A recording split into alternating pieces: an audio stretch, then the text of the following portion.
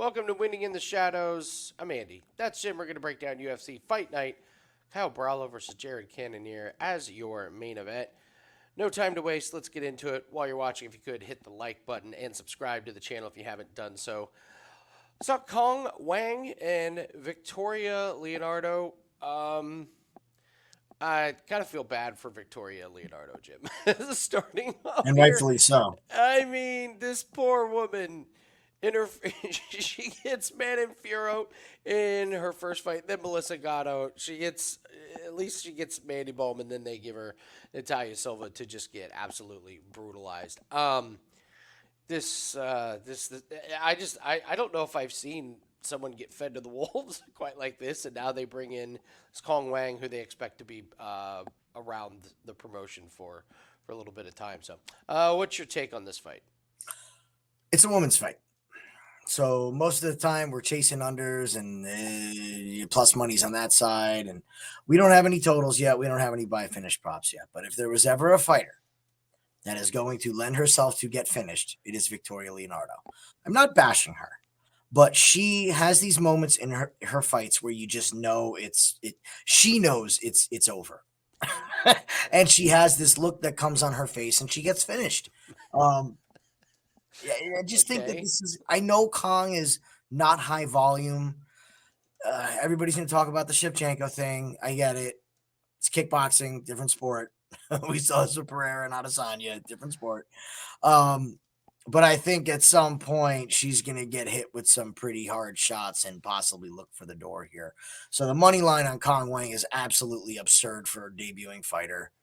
But in this instance, it's Victoria Leonardo. I know she's had great competition.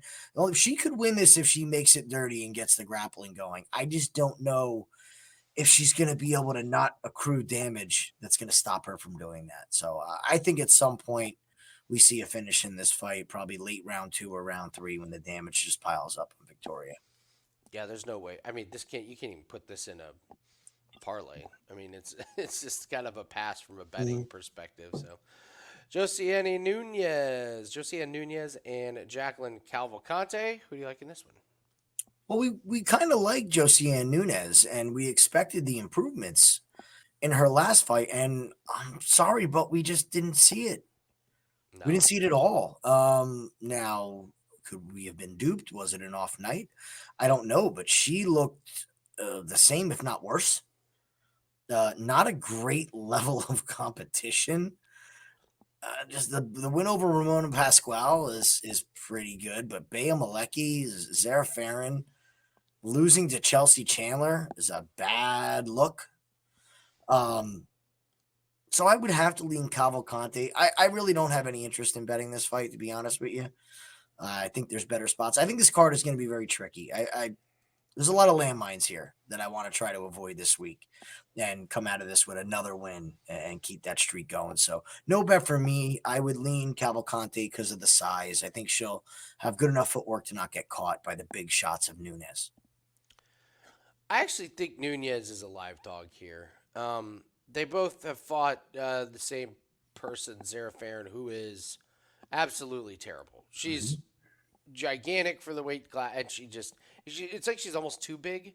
Yep. Like she's kind of clumsy and can't really punch very well. So they've both beaten her. But I got to tell you, when I watch Cavalcanti, I'm not that impressed with the striking that I think it's going to scare Nunes. And one thing we do know about Nunes is she will eat punches to try and deliver them. She's going to walk through punches. May work, may not work, but she's going to push the issue. She's going to throw that big overhand. Chelsea Chandler just used her size and muscled her around. That's what Chelsea Chandler is. I call her the bull in the china shop. So, Nunes beats. I mean, listen, Malecki, Pasquale, and Farron. It's about as bad as you can get. It's the opposite of Victoria Leonardo. Leonardo's like, are you serious? Like, I have that record? Yeah, can I get those fights, please? I think Nunes is going to be able to walk through some of Cavalcanti's strikes, and I think if you're looking for underdogs, I think you could, do. I don't think you could do. Look at some of these people that she's fought. All right, Zara Farron, terrible. Croden, all right, 4-1, but then a 1-0, a 6-8. Nora Cornell, and so it's not like Cavalcanti's been lighting the world on fire here. So I think it's a pretty much a coin toss fight. If you got a coin toss fight and one fighter is kind of a big underdog, no way I'm laying the money line on Cavalcanti. No way I'm putting it in a parlay. So I think it's Nunes. I think Nunes can do some damage to her, and I think this might be it for Nunes if she has a chance to move forward in the UFC, because she really her lack of size really got exposed.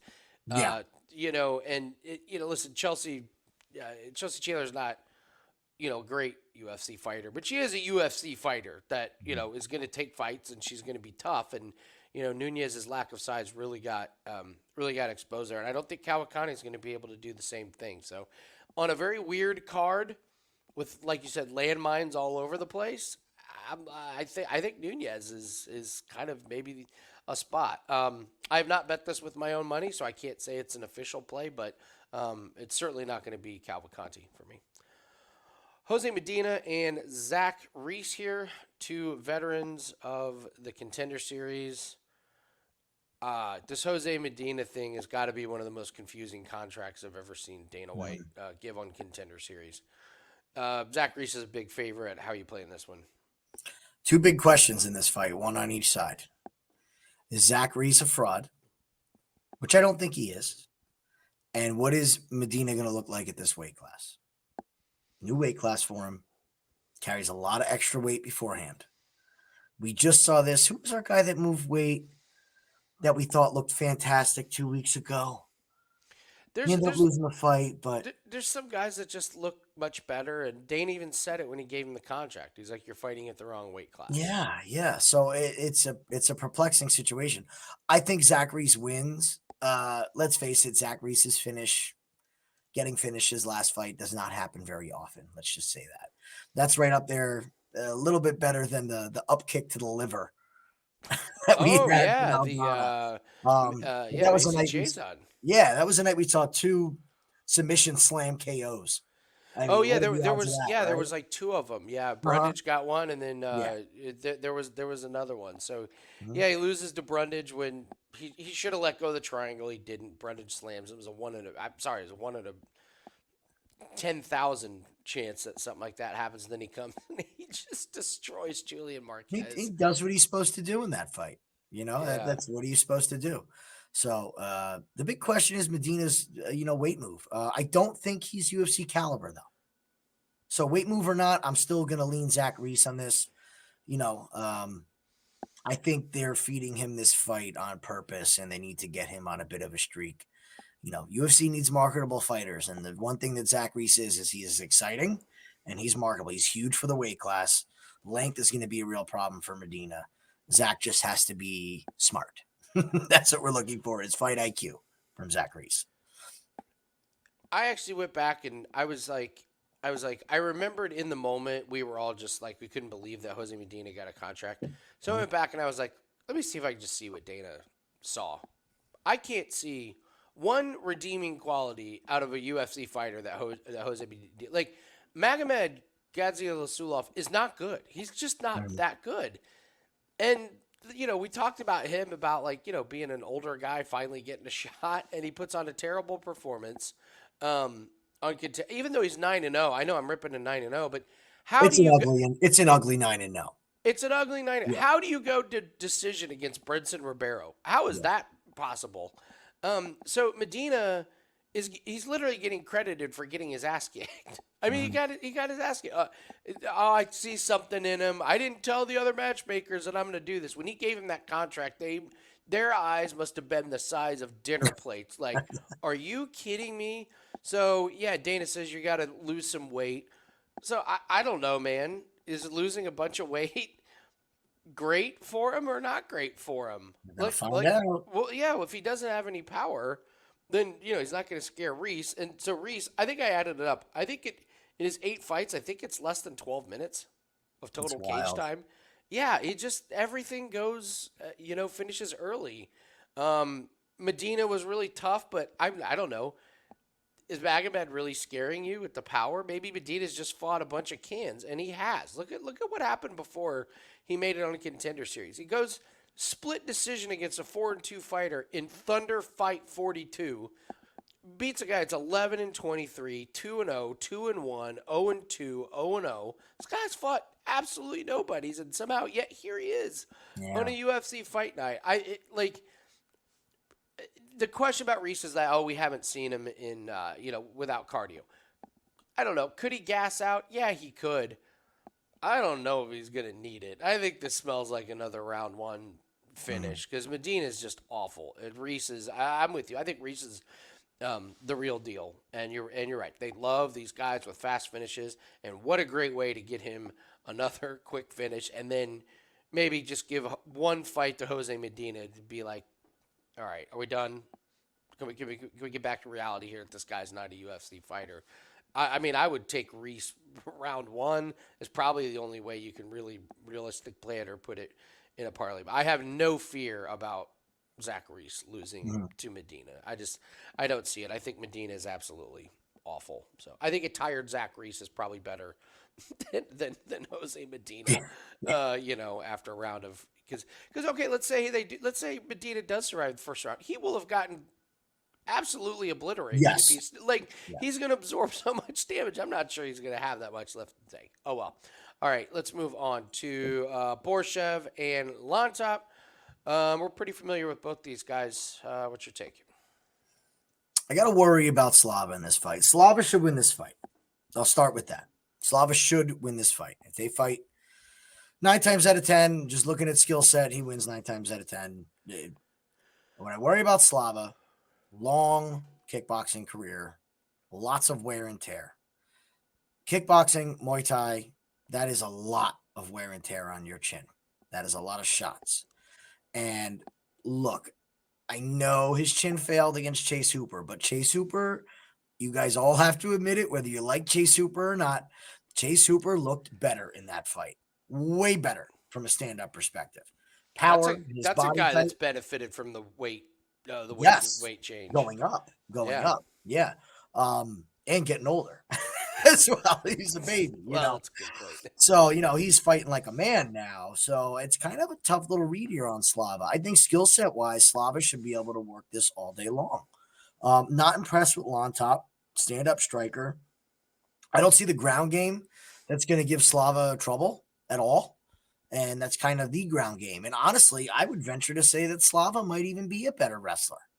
We've seen Slava working on his wrestling. So this could be a good bounce back spot for Slava to win. I love the fact that Borshchev goes to the body every single fight and you can count on it.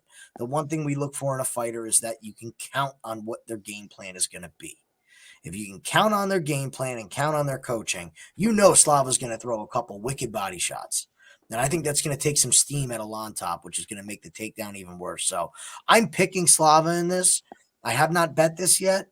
I'm worried about the chin a little bit, but if he can survive getting that first clip, we've just seen this recently with these new gloves.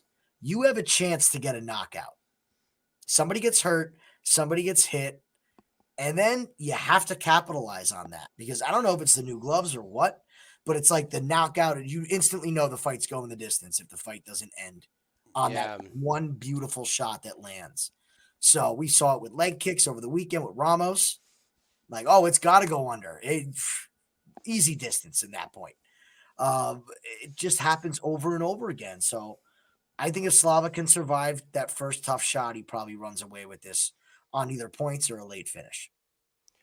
I can't remember a guy. Llontop is 14-3 right now.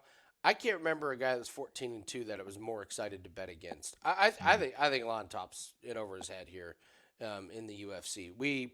He won on Contender Series. Congratulations, and I couldn't wait to bet against him against Chris Padilla. And he gets choked out by Chris Padilla. Chris Padilla is not easily. Yeah, I mean, he chokes out, Llontop, and he has another rear naked, but most of his most of his wins are knockouts. This is not like the most amazing submission guy ever. So Llontop has absolutely no ground game, and like it's been noted before, that's who gives Borshchev all the problems. Mike Davis takes him down a million times. Mark Diakese takes him down a million times. Chase Hooper, we know that. But when you stand and try and strike with him, It he's doesn't end gonna well. he's Yep. gonna give you real problems. So I don't trust the fight IQ of James Lontop. You get submitted, like you get taken down, get up, taken down, get up, taken down, and then submitted in one round by Chris Padilla. I'm so out. I don't trust him with this fight IQ at all. Even in Contender Series, he just didn't really look like, he had a plan. I think Borshchev puts a veteran performance on him. Now, this may not be the fight to fade Borshchev, but man, he's It's coming. yeah. How old is he? I mean, He's not 32. He's creeping up there. And yeah, the durability is going to get there, but I just don't think Lontop's the guy to. sneaky angle on this. We said this the other week about a fighter. If there's anybody that Slava's going to submit, it could very well be Lontop. I could see it. I could see him get sparked and Slava jumps on his back out of nowhere, or they get in close to the clinch and Slava really realizes how bad Lontop's takedown defense truly is. He could go for it, or Borshchev. He's a striking coach, or he may just. I could see like right off the bat, he's like this kid does not have the striking defense. I can work the body and work the head. All night long. So pick is Borshchev for me. It's pretty juicy. So, I wouldn't get too cute and try and pick a prop. But if you are going to, I think it's Borshchev by Caio. But I would look for ways to try and exploit the money line on Borshchev, as I'm not high on Llontop at all. So, Dennis Buzukja is now fighting Francis Marshall. Just real quick, do you have any thoughts on this one? Because I haven't seen lines for it, nor do I care to bet on these. No, this fight is absolutely hideous. This is two fighters that I don't care to watch. Francis Marshall was a big game coming in. Everybody was high on him, and I was. Yeah, we all were. Yeah. William Gomes is better than we thought he is, and Isaac Dolgarian is a very good fighter. So he did lose to two good fighters. I just never been a Buzukja fan. I think he's here because of his connections. Beating Connor Matthews as well. It was like, Connor Matthews isn't that great either. Another fraudulent record as well. So you got two fraudulent records. Every time they step up in competition, they look like garbage. I'm staying away from it. One thing to say is late notice replacement fights recently have been going the distance. So that's a great maybe way to it's look total at there. it. Yeah. Yeah. These late replacements, paycheck grabs. It's like both guys appreciate that the other one's doing them a favor, and it turns into a 15-minute sparring session. So I would not be surprised. Maybe the late notice will help Francis Marshall because his game plan was terrible against Gomes. He would look so nervous until until the third round when he finally opened it up, but it was too late. And then Dolgarian, he just was lost from the very beginning, non-competitive. So I don't know. This is a great bounce back opportunity because Dennis Buzukja, he absorbed a ton of damage against Sean Woodson. Sean Woodson really kicked his ass, and then Jamal Emmers gets finished, and Connor Matthews doesn't look good, but it's probably a stay away. So, real quick, guys, just want to tell you guys about some of the things we've been up to. 2024 totals for our official plays. We always like to be transparent about our record, and this year's been great. 396 wins, 257 losses for plus 125.8 units, 8.4% ROI. Super, super proud of that. And if you could, like and subscribe to the YouTube channel. And if you haven't joined the Discord, sign up. We got a lot of free plays in there, a lot of great discussion. It's very positive. It's a great group of guys. No nonsense, none of the craziness that you've seen in other Discord channels. So go ahead and take advantage of that. And this week's specials, we got our PFL best bet that is up. And we got 4% soccer best bets that are up. Number one at Wager Talk in soccer since we joined. Since we started putting up soccer plays, number one. Nobody's won more units. So really, really happy about that. Let's jump up to Edmund Shahbazyan and Gerald Meerschaert. This is an interesting matchmaking. I bet they had fun when they decided on this one. What do you got on this? I'm very upset that I'm not going to be able to watch these fights live because that is the only way that I'm betting this fight. Okay. This is the live bet spot of the card right here. If you see Gerald Meerschaert get clipped by Shahbazyan and get through it and get to the second round, you're betting Gerald Meerschaert. Because it's Edmund will tire. If this goes to the ground, Gerald Meerschaert is going to work Shahbazyan. If it does not go to the ground, Shahbazyan should put Gerald Meerschaert into orbit. So with this fight, I think a safe play, since I can't watch it live, I'm going to be interested in the total, in the fight not to go the distance. I know you guys want to hear money lines, but I'd rather give you what I feel better at. I think this fight doesn't go. We know GM3's chin is suspect, and Edmund hits hard. We know that Edmund's cardio is horrible and his ground game is slightly improved, but not near the level of Meerschaert's, not even in the same planet as Meerschaert. So I think somebody gets finished in this fight. I'm interested in the lines. When they come out, that's where I'll be looking to bet this. Money line wise, watch the first round. You see Edmund's cardio going, or you see him land that shot and not be able to get the finish, and that's what you're looking for. Then you're jumping on Meerschaert. Yeah, that's the only way to play this fight, really. So if you're betting Edmund, you might as well just bet him in round one because he's going to get tired. We know that. And yeah, if you're going to bet Meerschaert, don't bet him before the fight. Just wait till live lines because if he survives the first, he's going to be a massive plus number. Yes. I mean, seriously, you might be able to get him at like 10-1. You're going to have to bet it with 2 to 1 minute left in the first round. And with him getting yes. smacked. If the round ends, you're going to see a flood of money come in on Meerschaert. Oh, Absolutely. that's a great point. Everyone's going to know this. You can't wait to in between rounds, unfortunately. Yeah. Michael Morales, Neil Magny. I mean, Neil Magny is basically the perfect example of a gatekeeper right now in UFC. It's like, hey, he's limited, can't get to the top with a championship, but everyone that is in that division's got to go through Neil Magny, and now it's Michael Morales' time. The line is laughable at this point. I mean, we're creeping up at minus 900. I mean, come on. I mean, this was Jack Jenkins versus Herbert Burns, type of a line. So I like Morales to win, but I mean, talk about nothing he can do with it. Even Michael Morales to win by decision is probably going to be like laughable. What do you think about this fight?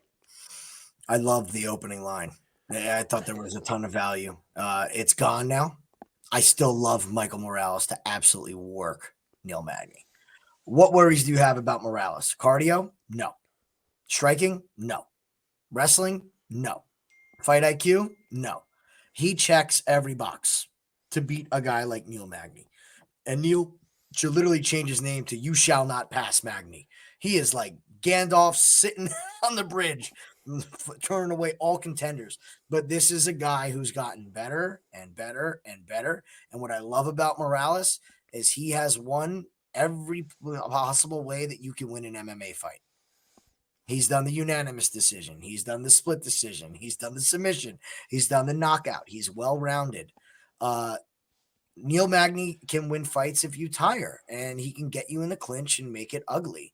And I don't think he's going to be able to do this against Morales. I'll be really interested in the submission numbers because Neil Magny loses by submission when he gets finished. We saw it with Shavkat. There's been multiple times where you saw Ian Gary when he finally tried to finish the fight, how easily he moved into a dominant position on the ground. And Morales' grappling is very good. So I could see him getting to the back of Magny and sinking in a choke at some point. You're going to have to get creative if you want to bet this fight. The money line is just outrageous. Yeah, the only thing with Morales is just the last couple fights, Jake Matthews and Max Griffin, it feel like that. I don't want to call them sparring sessions, but it felt like he was like working on things. And we've seen him get better and better in each fight. And yeah, we see with these guys, it's important for them to get as much cage time against good quality opponents as possible. I don't know. I don't know. Can you finish Jake Matthews? I mean, I think both these guys are tough, but I felt myself wanting just a little bit more of the killer mentality. That being said, how can you knock it when the guy's 16-0? His fights are not boring. No. He does a pretty decent job of really, really keeping active. So, And to be honest, Neil Magny was really getting beat up by Mike Malott. For Mike Malott's cardio just like literally fell off a cliff in the last 2 minutes. It was really insane how that happened. So it really should be. I mean, if Malott survives, I mean, you're looking at a Neil Magny who lost to Mike Malott, Ian Gary, Gilbert Burns, and had the tightest split decision against Phil Rowe in one of the worst fights we've ever watched. So yeah, I don't know. Magny's still got some gas in the tank, but you're right. To pick his Morales is just there's nothing you can do betting wise, and that's kind of a little bit of a theme on this card. The Ultimate Fighter. Do you think UFC's second guessing? Not second guessing. You think you're going to move forward with the Ultimate Fighter? The season was so bad that I didn't even know these guys were fighting until I was like Ryan Loder and Robert Valentin. Oh yeah. The Ultimate Fighter guys. Now, and I am an avid fan of the Ultimate Fighter. I watch every episode.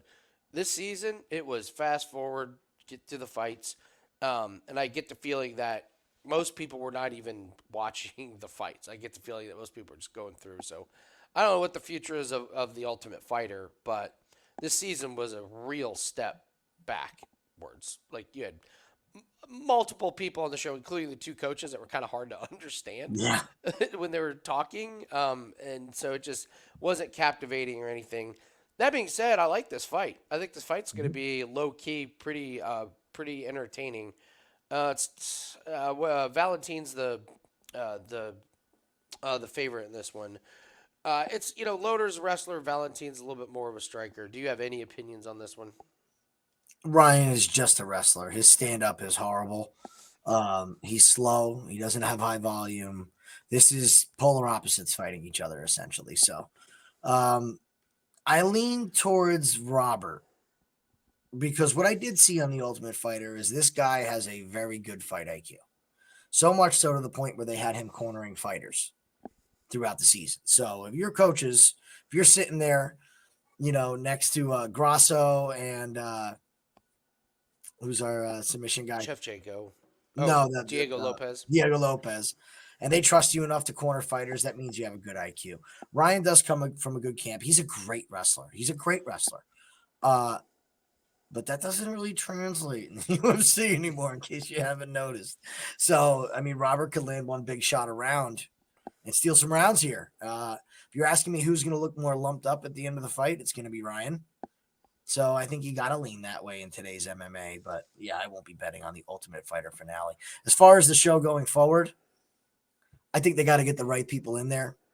They got to get the right fighters in there. This was not a very well thought out season to put the two of them together.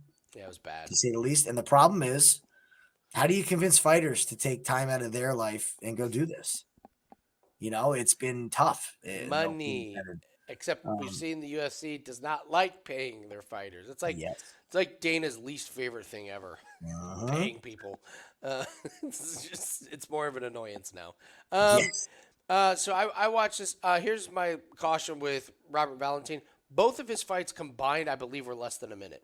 One guy he knocked out like less than 10 seconds in, and then another guy, he got this very strange submission where he like kind of fell on him, and it was a nice submission, but we've certainly never seen anything like it before. I think it just spoke to how bad the level of competition was. So Ryan Loder had a quick finish, and then he had a fight that went pretty long. So I don't worry. That's the thing is, I guess what I'm saying is I don't worry about Loder's cardio. I've watched his cardio. His cardio's fine. Robert, I haven't really seen it. They obviously both have fought some pretty weak competition coming into it. So it's a stay away from me, but I don't know. I think if Ryan survives the early onslaught of Valentin, I think he wrestles and pulls away because he can wrestle all night long. And I think he can hold Robert down, tire him out, and probably land some damage. Again, I'm not betting it. So that's kind of a theme here. So Angela Hill, Tabitha Ricci. Odds are about even here. What do you think? Baby Shark and the veteran Angela Hill. Who you got? I'll be quick with this. I wanted to bet Angela Hill to start. Totally changed my tune. Went back and looked. Watched the fight that Angela had last. Everyone's like, oh, submission. She's great. Look, she had an opponent that quit. When Angela Hill doesn't have an opponent that quits and it goes to decision, it's razor close. 9 times out of 10. Yeah. With this age and everything, Tabitha Ricci's ground game is going to be a real problem for Angela Hill if it gets there. So I am very interested in Ricci now. I know the line has moved. We missed a good line. You can't base all your bets off line movement. I love the plus 3.5 on Ricci. I know these judges have really kind of hurt these 3.5s, but if there's one that I really like, I think that's a great parlay piece. I just don't see it being 30-27 either way, even if Ricci wins. Just it's an Angela Hill fight. Ricci very well has the submission upside. I think very much he could get a submission on Angela Hill. Notoriously hard to finish, but that age is getting up there. Durability becomes in question. I've seen Angela wobbled in most of her fights. She fights through it. And I just think the forward pressure of Ricci could be a real problem. I love Tabitha Ricci in this one. I'm happy to fade Angela Hill here, who's almost 40. Yeah, I went back and watched her last 2 fights. Denise Gomes was terrible on the ground. Angela Hill was able to take advantage of that. She will not be able to do that to Tabitha Ricci. Like you said, Juana Pinheiro legit quit in the second round. Bad attitude. Just was like not into the fight at all. And oh, by the way, cut Angela Hill. Like Angela Hill was bleeding. Again, Tabitha Ricci, you're not going to be able to do that. Tabitha Ricci ain't going to quit on you. And look at who she's lost to in the UFC. Fierro, in a standing match, and then a split decision where if one judge changes one round, she wins against Lupi. Thought her fight against Tisha Pennington was great. I was big on Ricci on that fight. This was a fade the baby theory, and it cashed. But man, credit to Tisha Pennington, who looked fantastic, and what a great test for Ricci to pass, because Pennington showed good cardio, showed good clinch, good striking. It was really, really close, and that was a dig deep, and it was a real test for Ricci that she passed. And Angela Hill almost 40. I just don't think Angela Hill is going to be able to do to Tabitha Ricci what she was able to do to the last 2. So I have Tabitha Ricci, and I'm pretty confident in it. I really like the line that it's somewhat close to even. So give me Ricci for sure in that matchup. Jared Cannonier and our boy Caio Borralho in the main event. I don't think there's a fighter that I've made more money off of than Caio Borralho. This has been I get worked up thinking about him. So what are we doing, Jared Cannonier and Caio Borralho? We keep riding the Borralho train, or does Cannonier put on a veteran performance? Well, this veteran performance is going to have to be 40 plus years old and post knee surgery.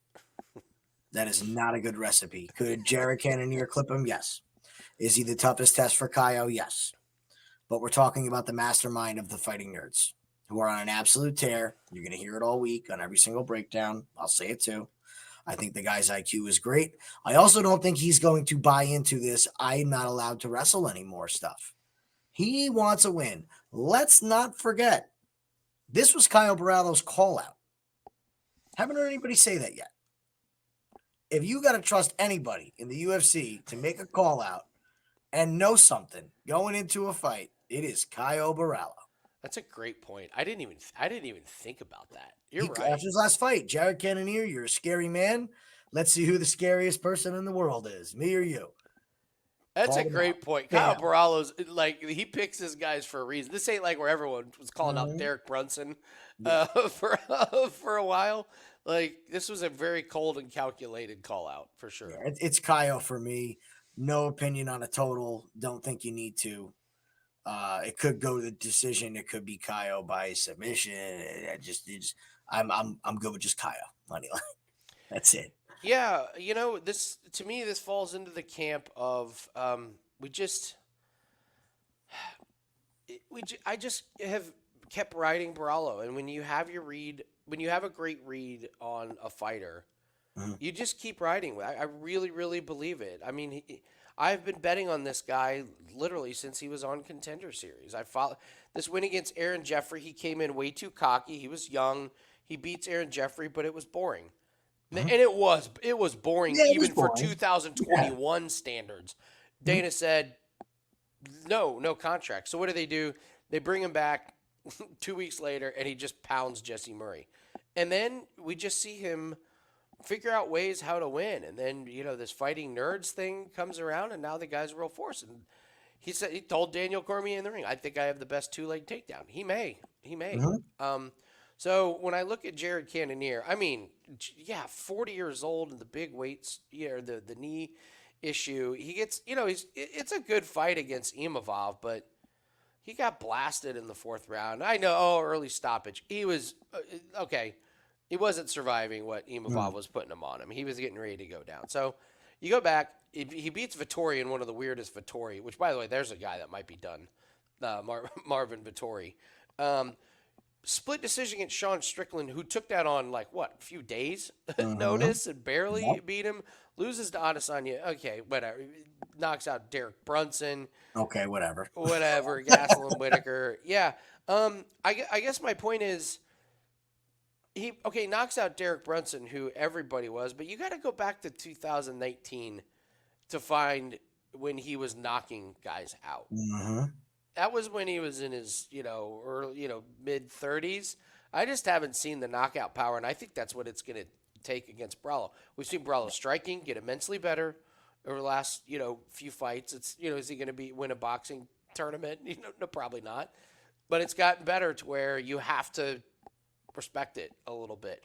I don't think Cannonier's got the power to put anything on Borralho. Borralho's a big, tough guy. Here's the other kind of interesting thing about Cannonier. I don't think he's fought anybody like Borralho in a long time. Imavov doesn't do what Borralho does. It's a very good point. Vettori's kind of a brawler, clinch on the feet, but he's not go to the ground. He doesn't have to take downs. Yeah. Strickland's not taking anybody down. Adesanya, no. Brunson, Gastelum, Whitaker, Jack Hermanson, Anderson Silva, David Bridge. The last one that would mix the takedowns in, right? Maybe. I here's what I did. I went back and looked at Glover Teixeira, and I'm like, okay, there's a guy that fights maybe similar to Borralho where he takes guys down. So I went back and watched. Glover Teixeira took Jared Cannonier down about as easy as you could possibly take it, laid on him, and beat him up for 3 rounds. Yeah. Not competitive on the ground. Now, that was a long time ago. Is Cannonier allowed to get better? Of course. He's also older. He had 10 minutes, 38 seconds of control time. I just don't really see it. And here's the other thing. I went back and counted it up. Jared Cannonier's been taken down 24 times in the UFC. 61% takedown defense. Against this level of competition? That's a problem. Yeah. This level? This is why you can't always trust numbers. Yeah, 61% against Dominic Reyes and David Branch and Jack Hermanson and Robert. You can take him down. I know he's tough and he's got good get up game. Borralho's not. Good luck getting up against Borralho. Yeah. When Borralho takes you down and gets a body triangle, that's it. That's it for the round. So, I'm in on Borralho. I know he's going to lose at some point. I'm just not sure that 40-year-old Jared Cannonier off of knee surgery, who sneakily has been taken down quite a bit in his career, I just don't think Cannonier's the one to do it. Because, you say, flash knockout. New gloves? No. We haven't seen a whole lot of those. So I'm with you that I think it's Borralho, and I will just keep riding the Borralho train. I'll have to figure out when is the time to get off the Kyle Borralho train, but I haven't seen any reason to get off. All depends on the matchup. Yeah. So this is kind of interesting to try and pick a parlay buster on this card. Okay. So needs to be somebody that everyone's going to put in their parlays. Is it Kong Wang? Is it Zach Reese? Who do you think everyone's going to put in their parlays that has the chance of derailing everyone? Put in their parlays. I don't see a lot. I really don't. It's tough because the one that I would want to pick is the one that I think is going to win as well. I know. So, look, if I have to pick somebody that could drop the ball, Cavalcanti. I think people are excited to fade Josie and Nunez, Mhm. and I think it might be a mistake. If this things get to minus 200, yeah, I would say that one. I lean that one as well because I do think people are going to remember what happened Mhm. to Nunez in her last one, and they're going to remember Cavalcanti coming off of a win. So I was going to say Neil Magny and Michael Morales just because Magny, but I I don't can't see get it. there. I don't get there. Woulda, coulda, shoulda. This is where we pick a play where at the end of the night we're just like, man, why didn't we play that one? Mine was terrible. When I picked Steve Ursek as the woulda, coulda, shoulda, that was just like the worst one of all time. I What's forget your what mine even was. yeah, Um, yeah? What's your woulda, coulda, shoulda?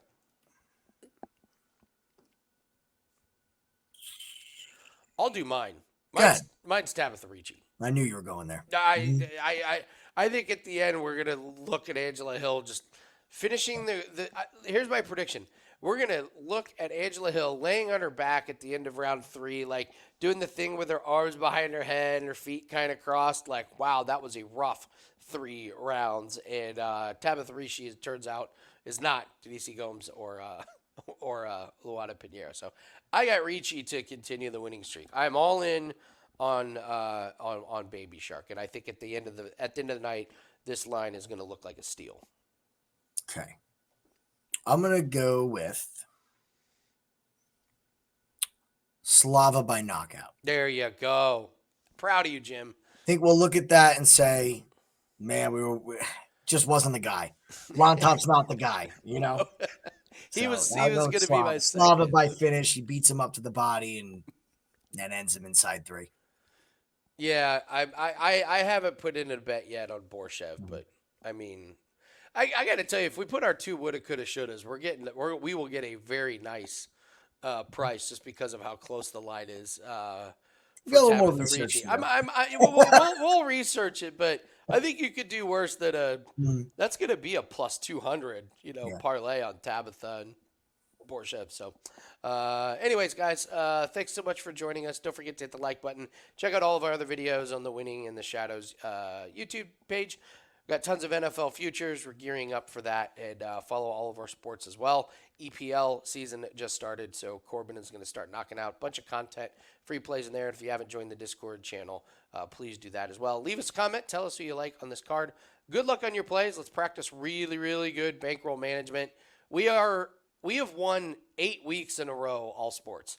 This is Mhm. not sustainable. So we keep lowering the volume on the amount of plays that we do because we really, really want to keep this winning streak going. But more importantly, it is about long-term results, and you got to manage your losses because we know it's inevitable that you're going to have a losing week. So when we do have a losing week, make sure we're practicing good bankroll management because we want to see you guys build that bankroll through the ups and the downs. Good luck on your plays. We'll see you ever next time. See you next time.